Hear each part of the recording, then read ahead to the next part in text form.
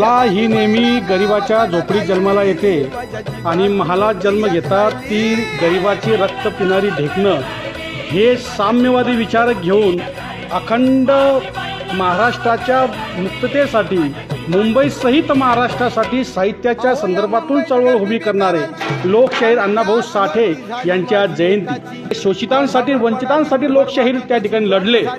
अखंड महाराष्ट्राच्या चळवळीमध्ये साहित्याच्या माध्यमातून 35 कादंबऱ्यांच्या माध्यमातून आज ज्या हुतात्म्यांना ज्या ठिकाणी आपण आज स्मरण करतो की ज्यांच्यामुळे मुंबई आज महाराष्ट्राची राजधानी आहे, आज त्यांचं जर स्मरण ज्या वेळेला करतो त्यावेळेला अण्णाभाऊ साठेंना सुद्धा आपल्याला स्मरण करावं लागेल। एवढं महान कार्य अण्णाभाऊ साठेंचं।